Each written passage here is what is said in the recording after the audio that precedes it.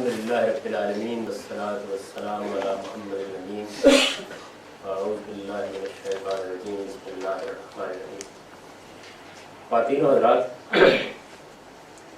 ہم نے اب تک سنت کے بارے میں جو بحث کی ہے اس میں بنیادی چیز جسے سامنے رہنا چاہیے وہ یہ ہے کہ تک ہمارے ہاں لوگ یہ لفظ تو بولتے تھے کہ قرآن و سنت، لیکن سنت کے واقع ہے کیا؟ میں نے جو حقیق سے خدمت انجام دی ہے وہ یہ ہے کہ اس کی ایک بالکل متعین فہرست سامنے رکھی ہے، اور اس بحث سے یہ بالکل اندازہ ہو گیا کہ کم سے کم اس میں کوئی اختلاف نہیں، اور اختلاف کا دائرہ بہت محدود ہے. یعنی دو تین چیزیں ہیں جن کے بارے میں بحث ہو سکتی ہے.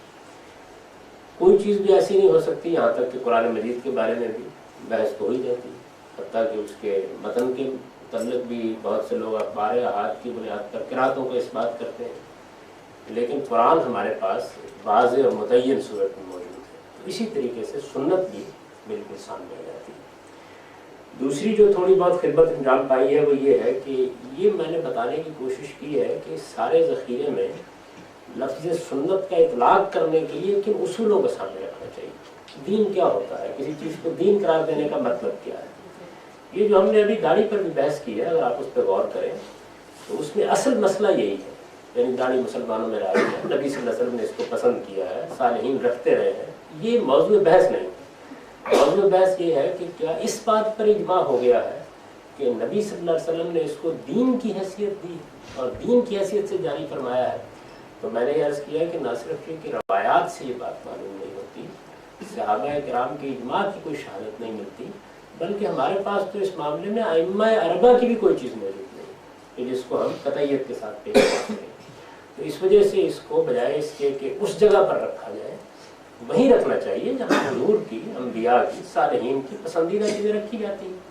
کوئی آدمی اگر یوں بیان کرے کہ بیٹھ کر کھانا کھانا یہ نبی صلی اللہ علیہ وسلم کو پسند تھا، یا یہ بیان کرے کہ حضور نے ان لوگوں کو کہا کہ یہ اچھی بات ہے کہ تم نے کہا مسجد میں کر لیا، یا مثال کے طور پر یہ کہے کہ اگر کسی آدمی نے شادی کی ہے تو یہ بڑی نامعقول سی چیز ہے کہ اپنے چند دوستوں کو کوئی بکری ذبح کر کے کھانا بھی نہ کھلائے، الا یہ کوئی مجبوری، یہ حضور نے پسند کیا ہے، اس کی ترغیب دی.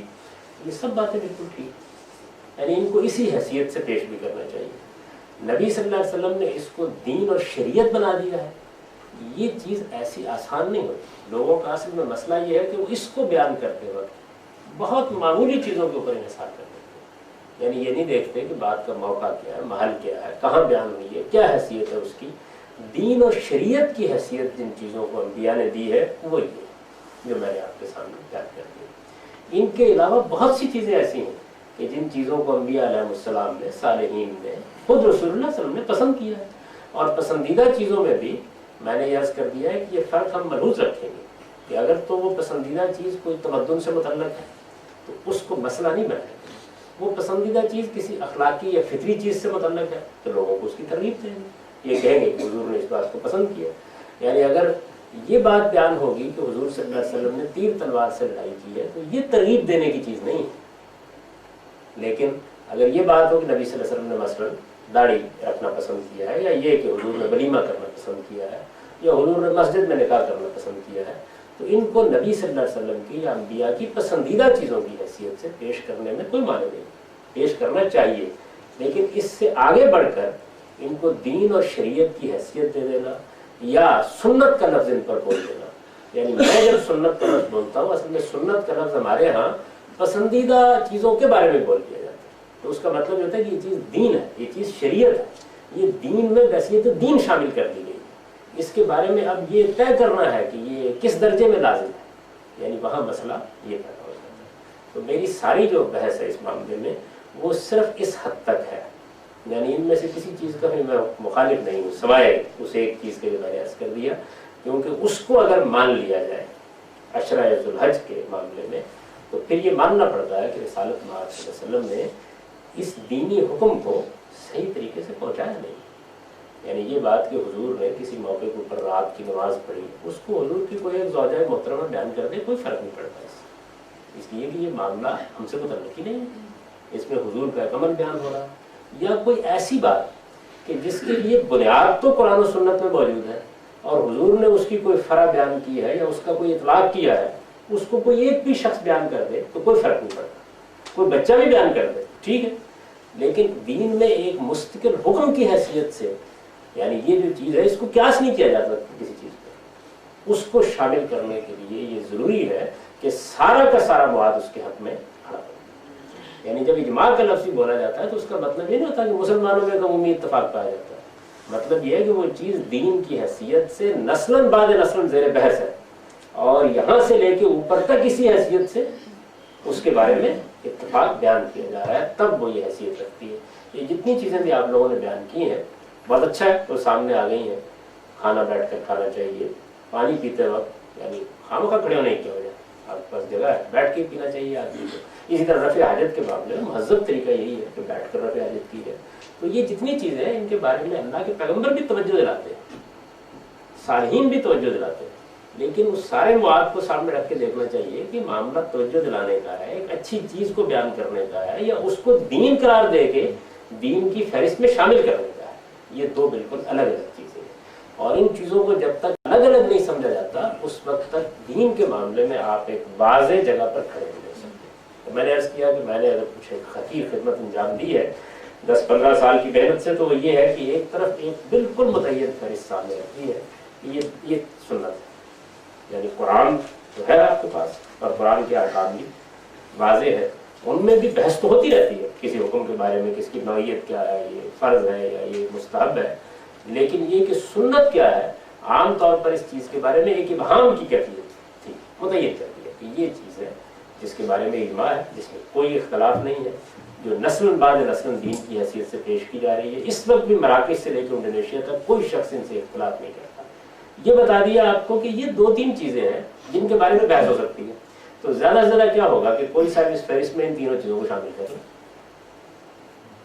ان کے خیال کے مطابق اگر یہ فہرست جو ہے اس میں یہ 3 چیزیں شمولیت کا درجہ رکھتے ہیں تو ان کو شامل کر لیں، لیکن اس کے بعد بھی ایک متعین شکل تو سامنے آ جائے گی، یہ چیز ہے جس کو سنت کہنا چاہیے، جس کو دین کہنا چاہیے۔ تو میں نے اپنا یہ نقطہ نظر واضح کر دیا، یعنی اس میں یہ ابہام نہیں ہونا چاہیے۔ جیسے میں نے عقیقے کے بارے میں کہا کہ مجھے وہ پسند نہیں ہے، نہیں عقیقہ مجھ کو پسند ہے، میں نے خود اپنے بچوں کا بھی کیا ہے، رسول اللہ صلی اللہ علیہ وسلم نے بھی کیا ہے، لیکن اس کی حیثیت کیا ہے؟ یعنی وہ قربانی کے حکم کی ایک فرع ہے یا کوئی مستقل حکم ہے؟ تو میں نے عرض کر دیا کہ خود حضور نے سوال کے جواب میں یہ بتا دیا کہ وہ قربانی کے حکم کی ایک فرع ہے، یعنی ایک چیز دین میں پہلے سے موجود ہے، اسی چیز کو رسول اللہ صلی اللہ علیہ وسلم نے وہاں پر بھی پھیلا دیا۔ یعنی لوگوں نے پوچھا تو آپ نے اس کا بڑا سادہ جواب دیا کہ بھائی اگر کوئی آدمی اپنے بچے کی پیدائش پر قربانی کرنا چاہتا ہے تو ضرور ہے، بڑی اچھی بات۔ یعنی یہ بالکل الگ اسلوب ہے، اور یہ کہنا کہ یہ چیز ہے اس کو دین شریعت کی حیثیت حاصل ہے۔ اب مثلا دیکھیے نا کہ ہماری عید الاضحیٰ کی قربانی ہے، اس کے بارے میں رسالت میں آپ سے کیا کر رہا ہے؟ جب کسی چیز کو دین قرار دیتے ہیں تو کیا یہی طریقہ ہوتا ہے؟ یعنی حضور کہتے ہیں کہ جس نے یہ کام نہیں کیا وہ ہم میں سے نہیں ہے۔ حضور کہتے ہیں ہماری عیدگاہ میں نہ آیا۔ کوئی آدمی نماز عید سے پہلے جانور ذبح کر لیتا ہے، فرماتے دوبارہ کرو، وہ کہتے ہیں میرے پاس تو 6 ماہ کا ایک بکرا ہے، تو حضور فرماتے وہی کر دو، قربانی نہیں ہوئی۔ یعنی جب کسی چیز کو دین بنایا جاتا ہے تو یہ اہتمام ہے جو وجود میں آ جاتا ہے، اور پھر ایسا نہیں کہ یہ اہتمام محض روایات کے اندر ہوتا ہے، یہ اہتمام پھر منتقل ہوتا ہے پوری طرح امت کے اندر۔ تو اس کو اس زاویے سے دیکھنا چاہیے کہ نبی صلی اللہ علیہ وسلم کی پسندیدہ چیزیں یہ ایک بالکل الگ موضوع ہے، حضور کو کیا چیزیں پسند ہیں، اور ان میں بھی اصرار کرنا چاہیے اس بات کے اوپر کہ وہ چیزیں جو اپنی کوئی اخلاقی یا دینی نوعیت نہیں رکھتی وہ زیر بحث نہیں آنی چاہیے، امامہ زیر بحث نہیں آنا چاہیے، تہمت زیر بحث نہیں آنی چاہیے، تلوار کی جنگ زیر بحث نہیں آنی چاہیے۔ یہ چیزیں تمدن سے تعلق رکھتی ہیں، کوئی اخلاقی چیز ہے، کوئی ایسی چیز ہے کہ جو دین کے کسی حکم کی آگے کوئی وضاحت ہے یا کوئی اور چیز ہے اور وہ پسندیدہ آپ نے فرمائی ہے، تو بس اس کو اسی حیثیت سے پیش کر دیجیے۔ یہ پسند تھی تو میں نے آپ سے عرض کیا کہ داڑھی کے بارے میں میرے لیے تو اتنا ہی بہت کافی ہے کہ حضور داڑھی رکھتے تھے اور آپ نے اس کو پسند فرمایا، بس ٹھیک۔ لیکن یہ کہ اس کو دین اور شریعت کے احکام میں درج کیا جائے تو میں آپ سے عرض کرتا ہوں کہ اس کو دین اور شریعت کے احکام میں تو محدثین نے اس طرح درج نہیں کیا۔ آپ حدیث کی کتابیں کھولیں گے تو بالکل دوسری تصویر سامنے آتی ہے، یعنی وہ لباس کی جو روایتیں نقل کرتے ہیں ان کے اندر اس کو اور अबू दाऊद ने तो हद की है कि जहाँ ये रवायतें नकल की है वहाँ बाप मूछें काटने का बात है, दाढ़ी का बात नहीं है। यानी वो इस मामले में बताना चाहते हैं इस बात को कि असल में मसला क्या है।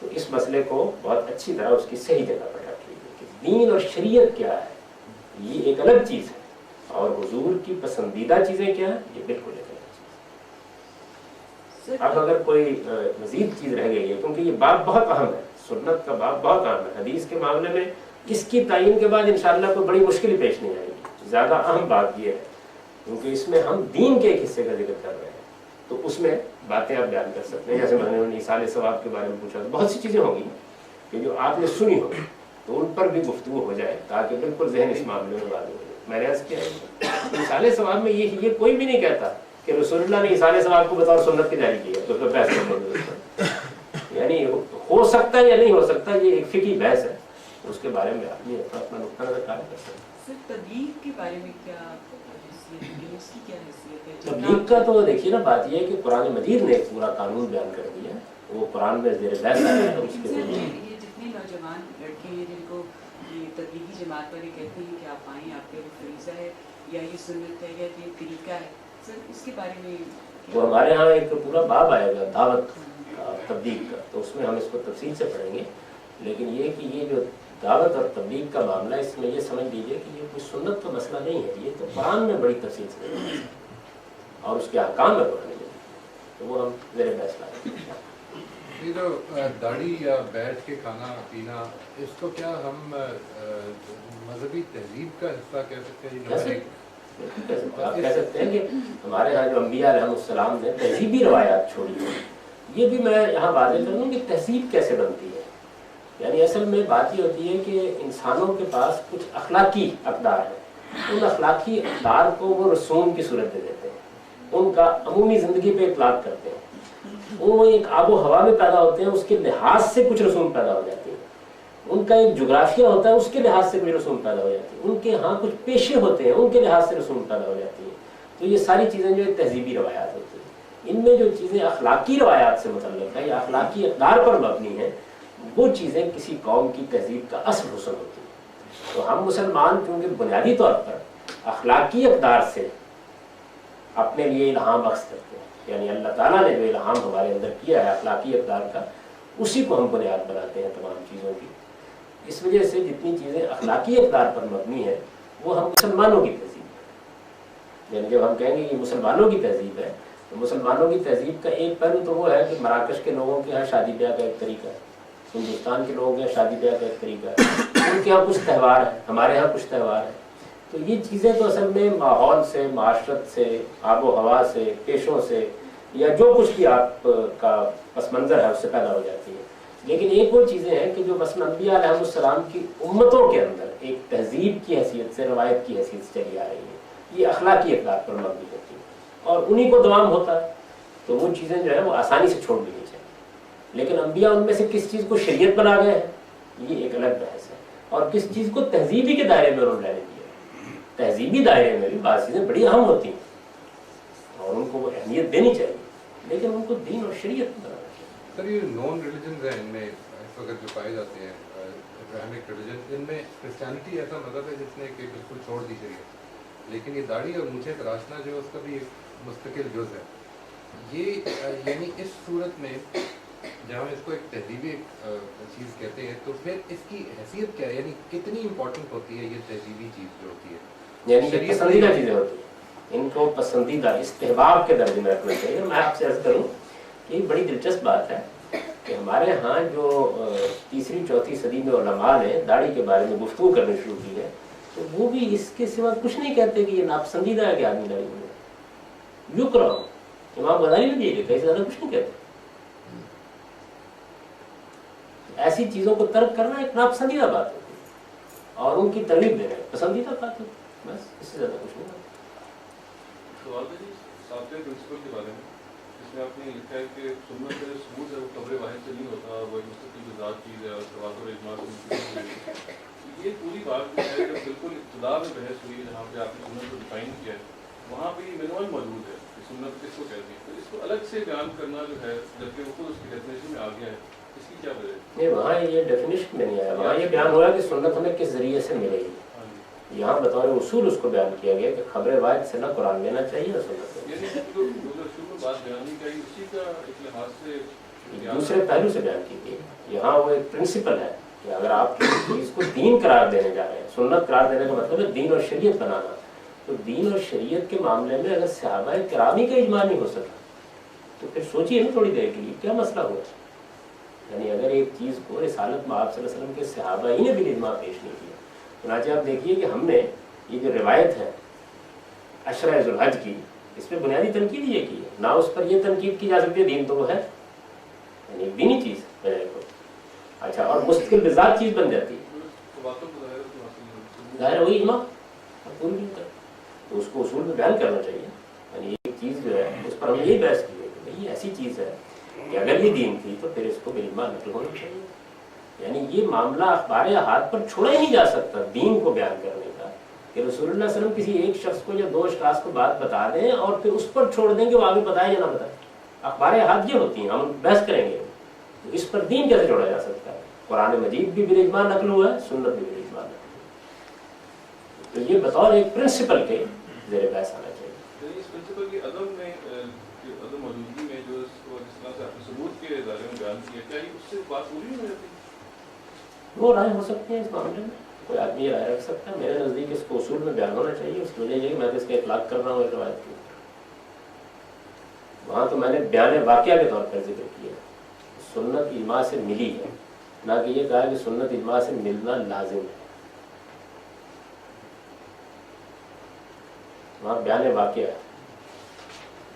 तैबन का टखनों के ऊपर रखना, इसके बारे में बड़ी हदीस नकल हुई है, उसको कहाँ हम प्लेस करेंगे? वो तो खुद हदीस से वाज़ेह है कि वो इस अखलाकी उसूल की फरा है कि आदमी को मुतकब्बिराना लिबास नहीं पहनना चाहिए। तो चूँकि अरबों के यहाँ बाज़ वबाश लोग तहमत इस तरह बांधते थे कि उसके लड़ छोड़े हुए हैं और बिसटती हुई आ रही है और सीना भी खोला हुआ है, कुर्ते के बारे में भी ये बात है, अमामे के बारे में भी बात है, तो ये तीनों चीज़ें जो है बयान करवाई तो हुजूर ने इसको नापसंद, ठीक है, ये कोई अलग चीज़ नहीं है, ये एक उसूल का इतलाक है। यानी जब ये कहा जाएगा कि तकब्बुर दीन में ममनू है तो तकब्बुर की जितनी हैतें होंगी उन पर अप्लाई किया जाएगा। मूँछों का बड़ा रखना भी तो तकब्बुर ही की अलामत है, तो वो अगर आ गया एक इसमें, और ये तैबन का नाम तकसीर भी है और तकब्बुर भी, दोनों चीज़ें हैं उसमें। यानी अखलाकी पहलू भी है मूछें बड़ी रखने में, और उसके साथ ये भी है कि ये गलाजत हो में जाएगी तो इसलिए उनको तरशवा के रखना चाहिए, दोनों चीज़ें हैं। फिर हुज़ूर सल्लल्लाहु अलैहि वसल्लम ने उसको एक मुस्तकिल दीनी हैसियत दी है, महज इतलाक नहीं किया बल्कि मुस्तकिल दीनी हैसियत। तो तैबन का लटकना तो आज भी ममनू ही होना चाहिए। बिल्कुल ममनू, इसमें क्या शक है। यानी उस तरीके से तहमत लटकाना जो है वो ममनू नहीं होना चाहिए, लेकिन उस तरीके से, इसलिए कि सैयदना अबू बकर सिद्दीक का मामला उसी वक्त ज़ेर बहस आ गया था, तो हुज़ूर ने फरमाया कि माज़अल्लाह तुम कोई उन लोगों में से टेंशन काउंट करती है।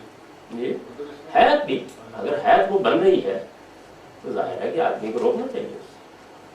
तो ऐसे बेशुमार प्रिंसिपल्स हैं। मतलब इसराफ का उसूल है कि आपको अपने अखराजात में इसराफ नहीं करना चाहिए, तो इस उसूल को आप 1000 चीज़ों पे अप्लाई करेंगे, नुमाइश नहीं करनी चाहिए, 1000 चीज़ों पे अप्लाई करेंगे, इससे कोई नया दीन में शामिल होगा। कई लोग गाड़ी को तकब्बुर के तौर पर रखते हैं, जिसको वाश लोग होते हैं, उनके अंदर से तकब्बुर खत्म करना चाहिए। दाढ़ी खत्म कर दें, दाढ़ी खत्म करने है, तकब्बुर खत्म नहीं होगा, तकब्बुर खत्म करने है, ठीक हो जाएगी दीनी तकब्बुर खत्म हो जाएगा। अच्छा, ये रफ़ा यदैन के बारे में उसको मैंने छोड़ दिया इसलिए कि वो असल में नमाज के अहकाम की एक फरा है और उसको वहीं ज़ेर बहस किया है। नमाज में जाहिर है कि बहुत सी चीज़ें, इबादत का तो पूरा बाब हमने छेड़ा ही नहीं, नमाज है, हज उम्रा है, उसमें बहुत पैसे हैं, यानी उनके अंदर क्या चीज़ें दीन की हैसियत रखती हैं, किन चीज़ों में गलती हुई है, ये जब इबादत को पढ़ेंगे हम, अगर अल्लाह ने तौफीक दे भी तो मैं लिख ही नहीं सका उस पर, तो इसको ज़ेर बहस लाएंगे। हज के दिनों में क्या हमें इस रवायत से उलट भी कोई रवायत मिलती हैं कि सहाबा ने नाखून कटवाए हों या बाल कटवाए? ये पहले तो इस सवाल को बिल्कुल दुरुस्त कर लें, यानी दीन के मामले में ये सवाल ही गलत है, दीन को मुस्बत दलील से साबित होना चाहिए।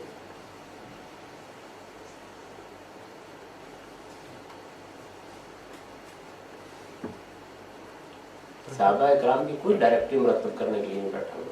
जब वो दीन को मुस्बत तौर पर बयान करते हैं तो उनकी ज़ुबानों पर होता है, उनके अमल पर होता है, ज़ेर बहस होता है, नौयत बिल्कुल मुख्तलिफ हो जाती है। यानी अगर कोई आदमी आप में से असाइनमेंट कबूल करे कि कितने सहाबा ने दाढ़ी रखी हुई थी, तो मैं आपको बता देता हूँ, मैंने तो बहुत काम किया एक ज़माने में, यानी कुल 5 आदमियों के बारे में आपको ये बात करेंगे, और वो भी ज़िम्नन ज़ेर बहस आ गई।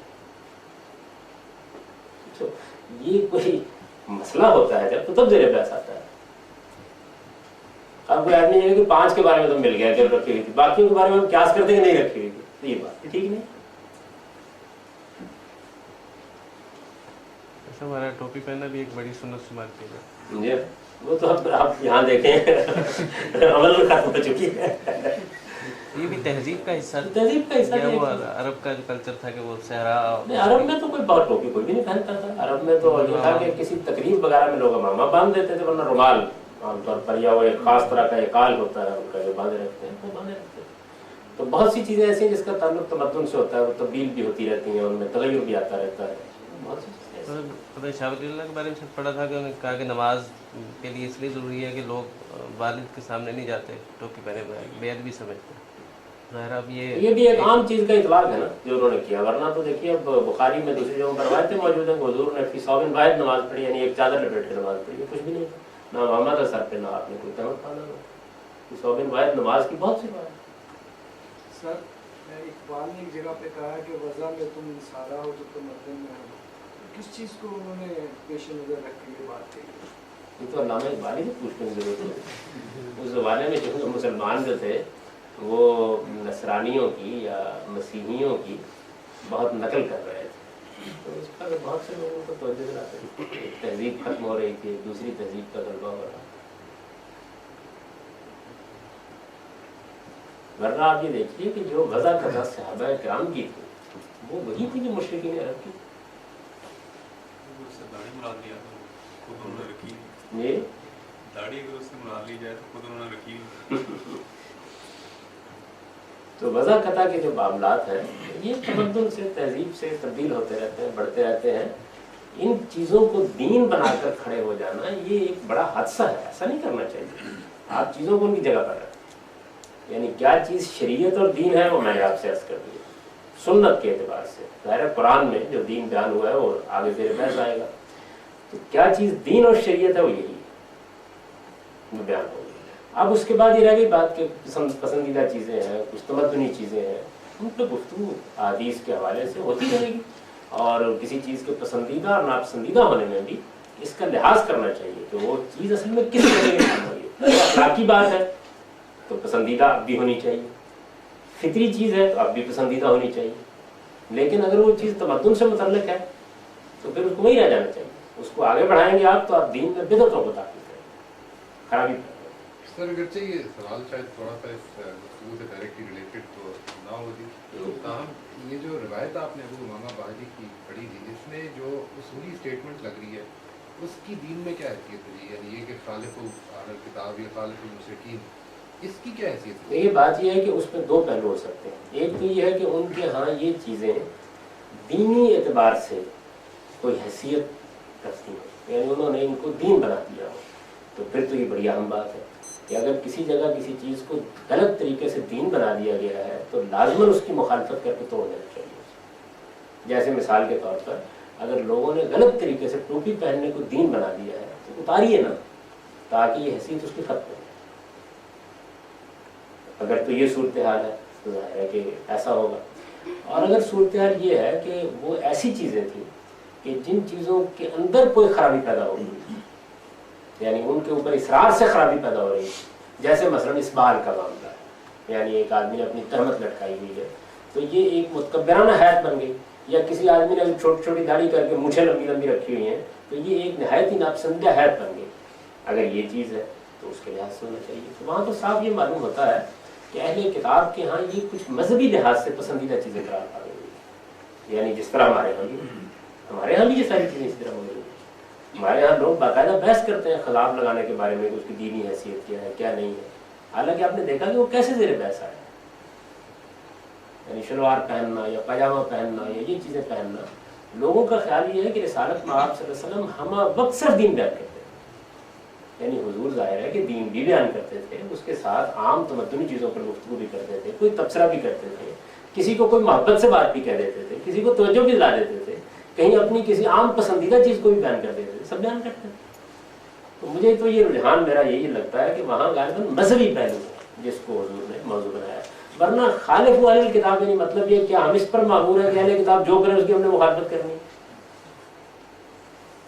जबकि हमें ये मालूम है कि खुद रसूलुल्लाह सल्लल्लाहु अलैहि वसल्लम के बारे में ये रवायतों में बयान हुआ है कि आपने अपने बाल बनाने का तरीका वो इख्तियार कर लिया था जो अहले किताब का, यानी आप पसंद करते थे इसको, अहले किताब के तरीके में ज़्यादा से ज़्यादा करीब है, इसलिए वो हमारे भाई हैं, हमसे पहले के मुसलमान हैं, उनके हमारे दरमियान नबी सल्लल्लाहु अलैहि वसल्लम की नबूवत और कुरान के बाद कुछ इख्तिलाफात पैदा हुए हैं, वरना वो मुसलमानों का एक फिरका है।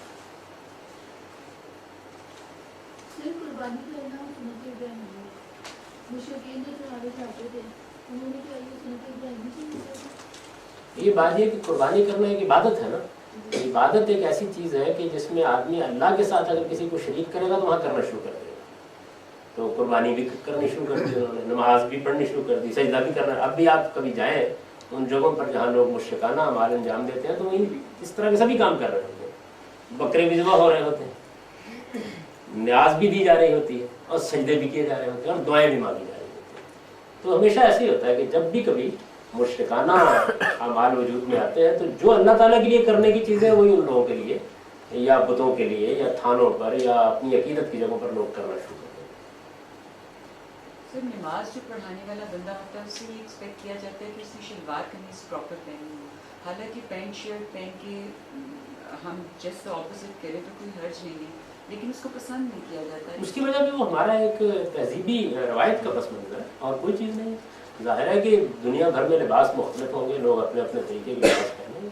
अब आप देखेंगे बाहर के बहुत से मुसलमान ममालिक में ये मसला ख़त्म हो चुका है, लेकिन हमारे यहाँ एक ख़ास लिबास को बड़ी अहमियत दी जाती है।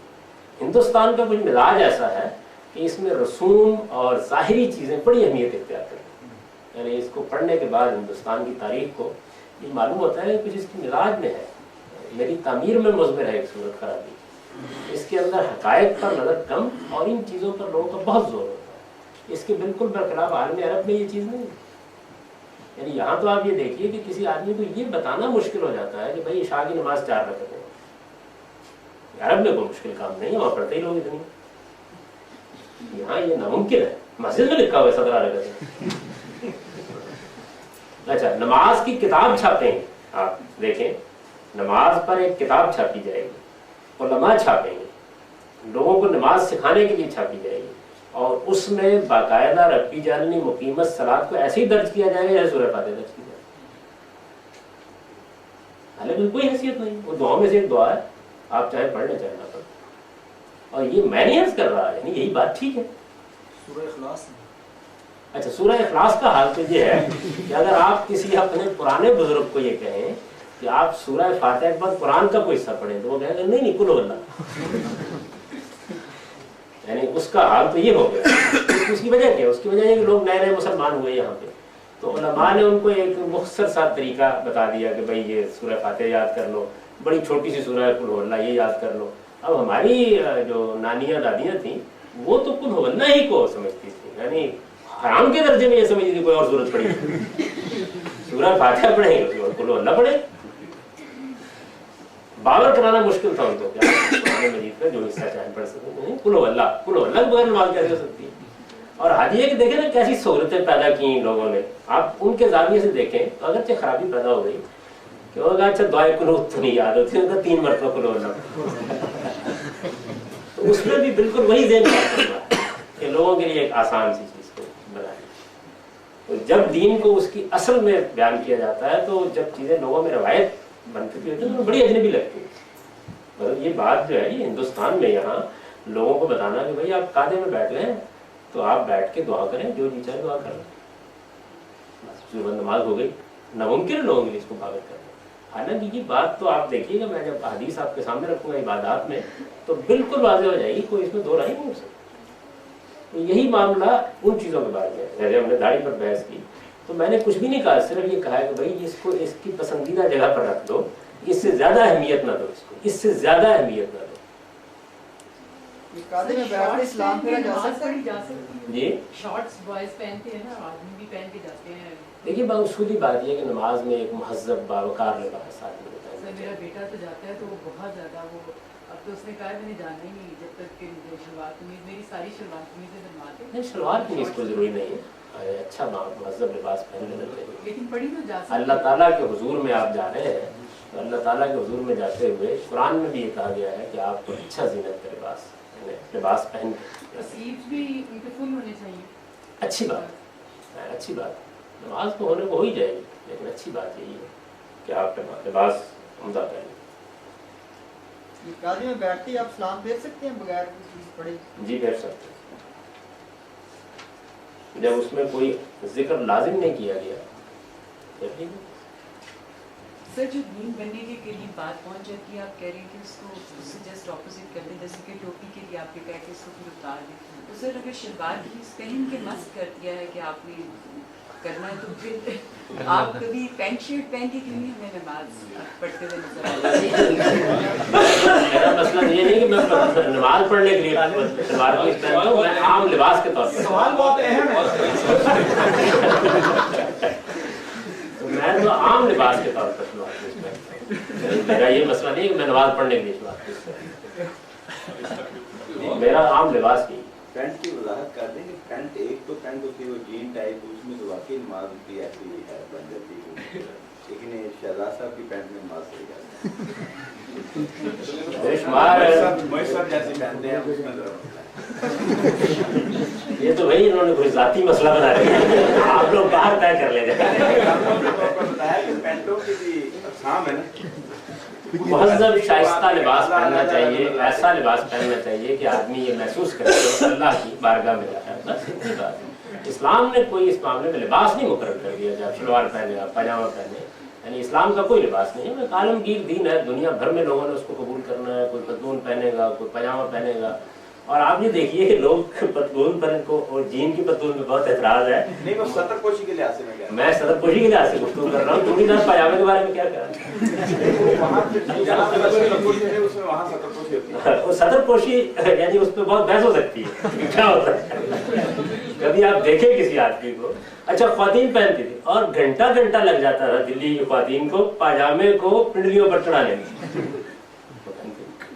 जो लिबास के मामला आपको मैं अर्ज करूं कि मौलाना मौलवी साहब को पेशाब की तकलीफ बहुत रहती थी बेचारों को, तो एक बार तो ये हुआ कि उनको 36 घंटे उनके ऊपर गुजर गए और बड़ी तकलीफ में वो थे और उनको ले जाना था। मैं कुछ देर पहले उनके कमरे में उनसे मिला, उसमें ज़ाहिर है कि वो घर के लिबास में थे, तो ये फैसला हुआ कि उनको क्लिनिक में दाखिल कर दिया जाए, शायद ऑपरेशन करना पड़ेगा या क्या शक। उनसे गुजारिश की गई कि आप तशरीफ ले आए, तो वो जब तशरीफ लाए दूसरी जाने से उन्होंने चूड़ीदार पजामा पहना हुआ था और शेरवानी पहनी थी, तो यानी तहजीबी रवायत को उन्होंने उस वक्त भी मलूज रखा। तो एक चीज़ है कि किसी सोसाइटी की तहजीब क्या है, उसकी वज़ादारी क्या है, बस इन चीज़ों को यहाँ रखना चाहिए। तो मैं तो अपनी वज़ादारी को निभा रहा हूँ, मैं कोई मजहबी मसला नहीं बनाता इसको। तो हम आगे चल सकते हैं या अभी सुन्नत बाकी है? जैसे जो तज़किये के हवाले से उसके दो पहलू हैं, एक तो तत्हीर का है और एक नशोनुमा देने का है नफ्स को। तो नशोनुमा देने के हवाले से ये जो इबादत है और इखलाकी तहजीबी जो चीज़ें हैं वो भी तो सारी तत्हीर की चीज़ें होती हैं। जो दाढ़ी है बेसिकली उसी के अंदर भी आती है, नशोनुमा देने का पहलू है। कैसे? मतलब उसके ऊपर जब आप लग्जरीज है ना दीन की, आप करें उसकी मुस्तहसनियत में आती है। कैसे? इबादत तो समझ में आता है ना कि आदमी को अल्लाह के करीब करती हैं, उसके नफ्स को पाकीज़ा बनाती हैं, उसके अंदर खुदा की याद ताज़ा करती हैं, ये सारी चीज़ें करती हैं। ज़ाहिर में ज़ौक़ पैदा होता है दीन के हवाले से, इसलिए कि उसको एक दीनी चीज़ बनाया गया ना पहले यानी एक चीज़ है कि वो अपनी असल में दीनी चीज़ है। जैसे ही आप उसको करेंगे, मसलन जब आप अल्लाह को याद करेंगे, हिंदू करेगा उससे भी दीनी ज़ौक़ पैदा होता है उसके अंदर। लेकिन ये तो जब तक दीन समझ कर नहीं किया जाएगा कुछ चीज़ पैदा नहीं होती। आप इस फर्क को नहीं समझ पा रहे कि एक चीज़ वो है कि पहले उसे दीन बना दो तो अब तो दीनी ज़ौक़ पैदा होगा। जैसे कुरान खानी से होता है जी, जैसे अब कुरान खानी से होता है, कुरान खानी से होता है, ऐसा होता है जैसे मौलूद शरीफ से होता है। यानी पहले आपने लोग उसमें रो रहे होते हैं बाकायदा बैठे हुए, میلاد شریف جو ہے وہ ایک بڑی غیر معمولی چیز ہے. اب اس سے ان لوگوں میں جو اس کو مان رہے ہوتے ہیں دینی ذوق بھی پیدا ہوتا ہے. وہ کہتے ہیں بلکہ ہماری بہن تھی وہ کہا کرتی ہے کہ تم نے دین کی ساری رنگینی ختم کر دی. مطلب کیا کہ میلاد شریف ختم ہو گیا, کوئی شورات کا حلوہ ختم ہو گیا. اب یہ ساری چیزیں جو ہیں, جو میں بات سمجھانے کی کوشش کر رہا ہوں یہ ہے کہ ایک وہ چیز ہے کہ آپ مسلم غیر مسلم کے سامنے رکھ دیجیے, یعنی اس میں کفر و ایمان کا فرق نہ ہو. جب آپ کہتے ہیں کہ بھائی اللہ کو یاد کرو, تو یہ چیز ایک کافر بھی کرے گا تو وہ چیز پیدا ہونی چاہیے اس کے. جب آپ کہتے ہیں کہ جھوٹ نہ بولو, تو اس سے جو پاکیزگی حاصل ہوتی ہے وہ مجھے بھی حاصل ہوتی ہے اور ایک عیسائی کو بھی حاصل ہوتی ہے, ایک یہودی کو بھی حاصل ہوتی ہے. یہ چیز ہے جس کو اصل دین کہتے ہیں. ایک وہ چیز ہے کہ آپ پہلے اس کو ایک خاص دینی حیثیت دیں گے, وہ دینی حیثیت دے دینے کے بعد تو ظاہر بات ہے کہ مسائل بالکل مختلف ہو جائیں گے. وہ تو آپ دیکھیے کہ ٹوپی کا معاملہ جو ہے یہ بھی اب سے کوئی 40-50 سال پہلے یہی چیز پیدا کرتا تھا. مولوی نذیر احمد کے داغلوں میں تو ٹوپی اتارنے کے بعد شیطان ہوتا تھا. آپ دیکھیے نا وہ مشہور واقعہ ہے, انشا کھانا کھانے کے لیے بیٹھے, انہوں نے دور پیچھے سے گاڑی کہا کہ دیکھو میاں کے شیطان جو ہے ویسے ہی تھوڑے مارتا ہے. تو لوگ گھر میں ننگے سر بڑا نامعقول سمجھتے تھے کہ جگہ جانا آنا. ایک چیز کو پہلے آپ دین بناتے ہیں, اس کے بعد ظاہر ہے کہ وہ دینی ذوق کی علامت بن جاتی ہے اور نفسیات پر بھی اثر انداز ہوتی ہے. مولانا فرمایا کرتے تھے کہ داڑھی دین کا فیشن ہے, یہ پلیسنگ ٹھیک ہے؟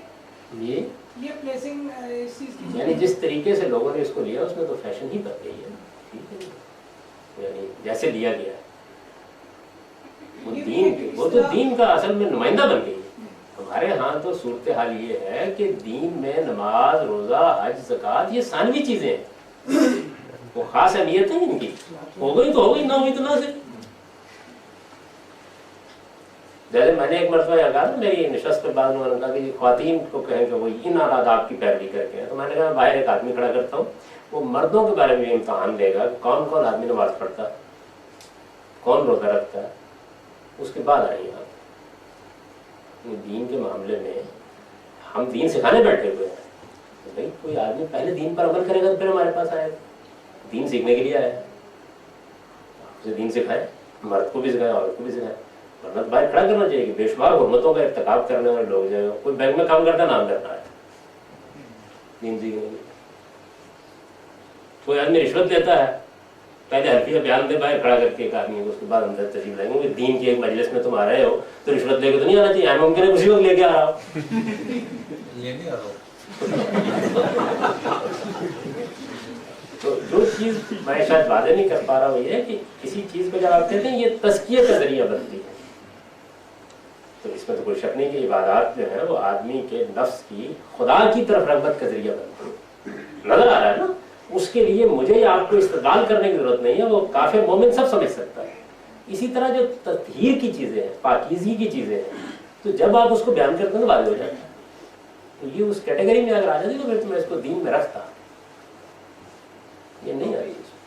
ٹوپی برصغیر میں اسلام آنے سے پہلے بھی موجود تھی. ہمارے یہاں جو ہندو راجپوت تھے وہ پہلے بھی پگڑی باندھتے, پگڑی ہوا کرتی تھی. ٹوپی تو بہت بعد میں ترقی یافتہ قوموں نے اختیار کی ہے, پہلے تو پگڑی باندھی جاتی تھی عام طور پر. بادشاہ بھی پگڑی باندھتے, ہمارے یہاں پنجاب میں بھی لوگ پگڑی باندھتے تھے. بلکہ میرے اپنے بچپن میں دیہات میں جتنے بزرگ لوگ ہوتے تھے وہ ململ کے کپڑے کی پگڑی باندھتے تھے. بعض لوگ اس میں کلا رکھ کے باندھتے تھے اور بعض لوگ کلا کے بغیر باندھتے تھے, لیکن عام طور پر پگڑی باندھتے تھے. آپ میں سے بھی جو لوگ بزرگ لوگ ہیں ان کو معلوم ہوگا کہ ایک زمانہ ایسا رہا آج سے 40-50 سال پہلے دیہات میں سب لوگ پگڑی باندھا کرتے تھے.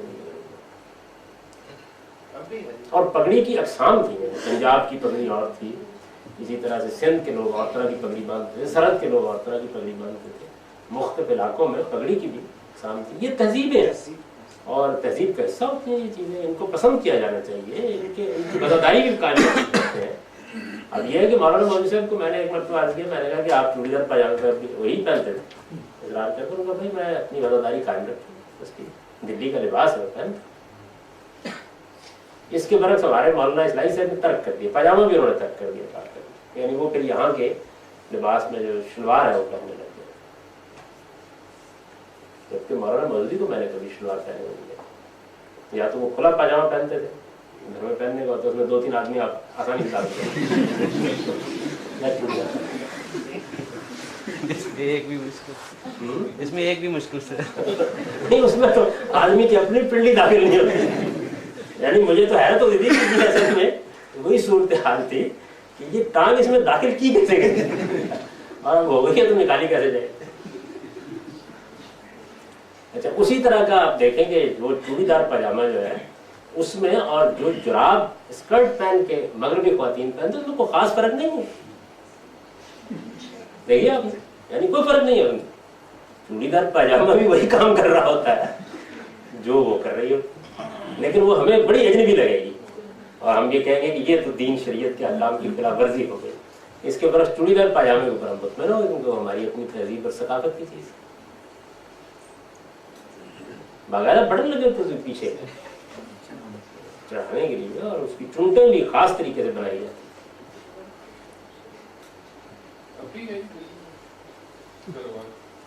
अब तो दिल्ली दिल्ली नहीं रही, कहाँ वो दिल्ली और कहाँ उसके लोग। कितना वक्त बाकी है? 9 मिनट। 9 मिनट में अब आप लोग क्या करना चाहते हैं? ये जो कुछ कर रहे हैं और क्या करना।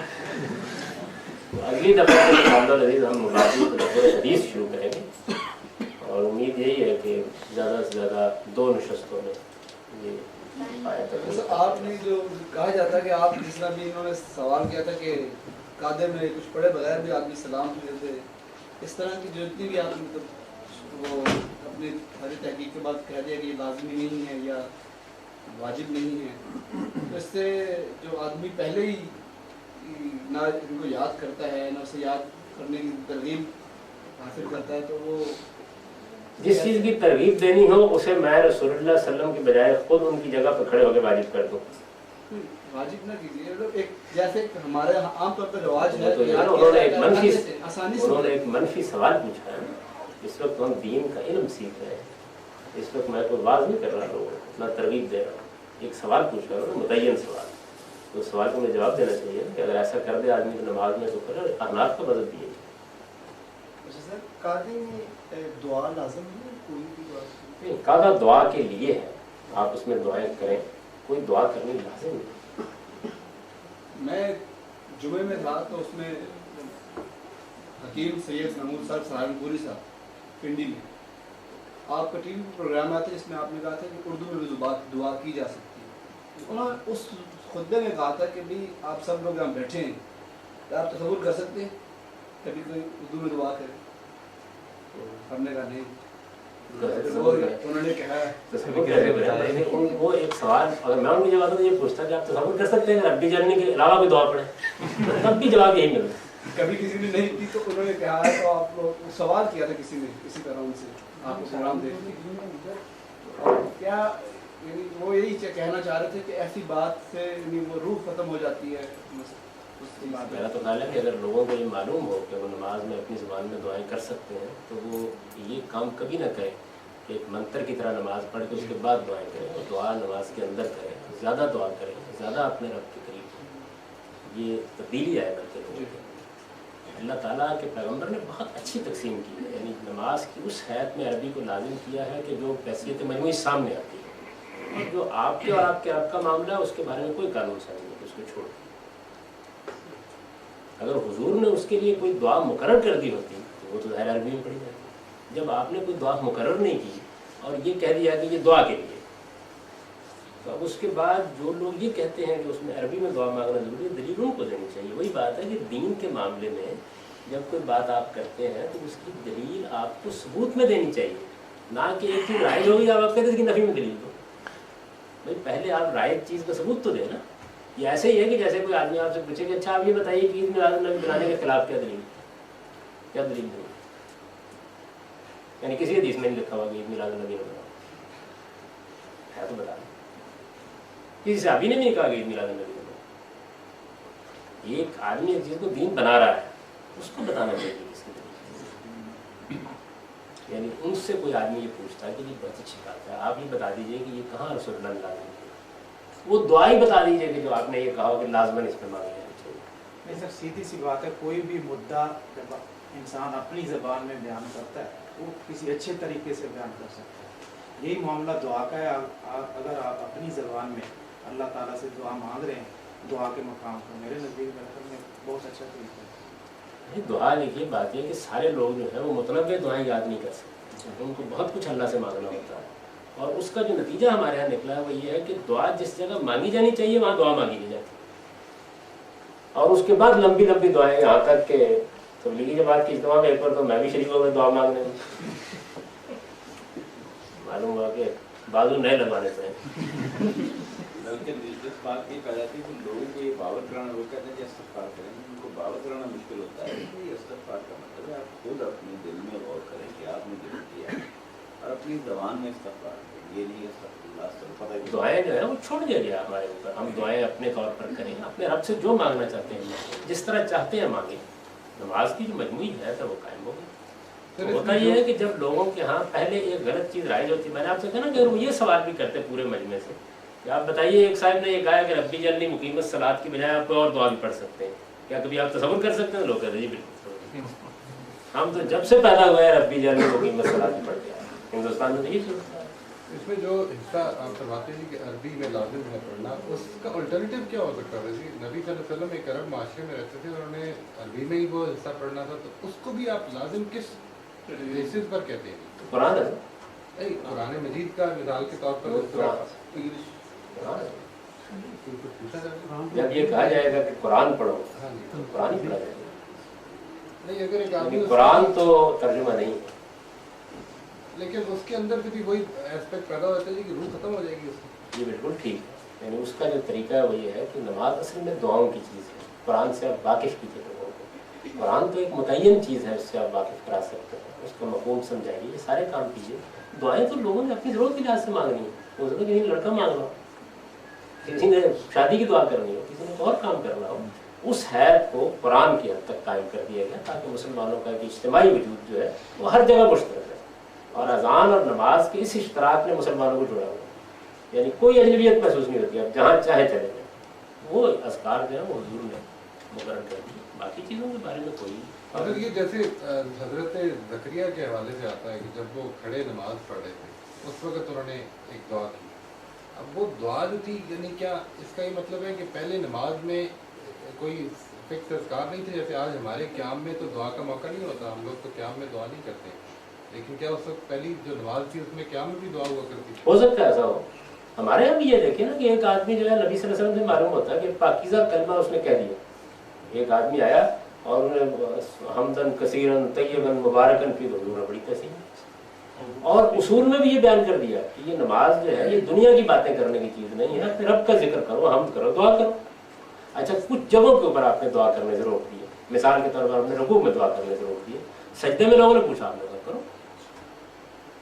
अब हमारे यहाँ तो लोगों से पूछे कि सजदे में दुआ की जा सकती है, सुभान रब्बियल आला 3 मरतबा पढ़ना। लेकिन इसमें भी सल्ली फिल महराब से ये जरूरी तो नहीं कि वो खड़े होकर दुआ, तो वो कायम ही सल्ली फिल, इसमें जो हुजूर शाम का जिक्र हुजूर का आता है ना, तहज्जुद की नमाज में कुरान जब पढ़ते थे तो जहाँ जहन्नम का जिक्र आता है पनाह मांगने लगते थे, तो वो क़याम में ज़ाहिर बात है। यानी हुजूर का कुरान पढ़ने का तरीका तो ये था कि हुजूर कुरान की आयत पढ़ते, उसमें कोई अजाब की आयत होती है, अल्लाह से पनाह मांगते उसी वक्त, और इसी तरीके से कोई तस्बीह की आयत होती, तस्बीह करना शुरू कर देते, यानी जिंदा नमाज की हैसियत से नमाज पढ़ते। सर अगर नमाज पढ़ते हुए दुनियावी ख्याल पे आ जाए तो औज़ बिल्लाह या ला हौल वला कुव्वत कहने शैतान से, अगर आप बेतकल्लुफ़ कह देते हैं तो कोई रोक नहीं सकता आपको, ये असल में अल्लाह की पनाह मांगना है, ठीक। जैसे नवाफिल में यानी हुजूर की जो तहज्जुद की नमाज के बारे में आता है तो मालूम होता है कि अच्छा खासा मुकालमा अल्लाह के साथ क़याम में हो रहा होता है, यानी कुरान पढ़ा जा रहा है, आयतें दोहराई जा रही हैं, उनके ऊपर तवज़ हो रहा है, उनमें किसी जगह पनाह मांगी जा रही है, किसी जगह रहमत मांगी जा रही है, सब कुछ।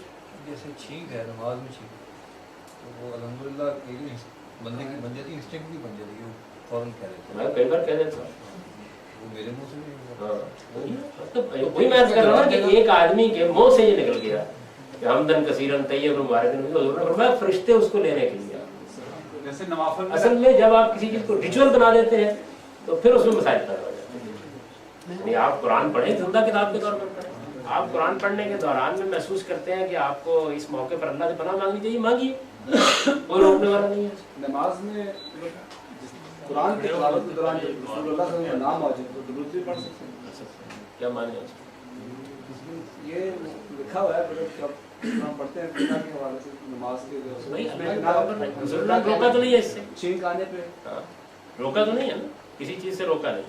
ہاں البتہ اس چیز سے روکا ہے کہ دوسروں کے ساتھ مکالمہ کیا، یعنی دوسرے السلام علیکم کہہ اور آپ وعلیکم السلام کہہ کے جواب دینے کو، اس سے الحمدللہ کہتے تو آپ یرحمک اللہ کہتے، یہ نہیں کرنا چاہیے، یعنی آپ دوسرے کی طرف متوجہ نہ ہو، آپ اور آپ کا پروردگار جو ہے اس کی توجہ میں آپ کریں، لیکن نماز کی حید میں جو چیزیں حضور نے مقرر کر دی ہیں وہ ہر حال میں اسی طریقے سے ہو۔ نوافل میں پڑھتے ہیں آج قرآن مجید ہاتھ میں لے کے یا سامنے رکھ کے، تو فرض نماز نہیں پڑھ سکتے اس طرح؟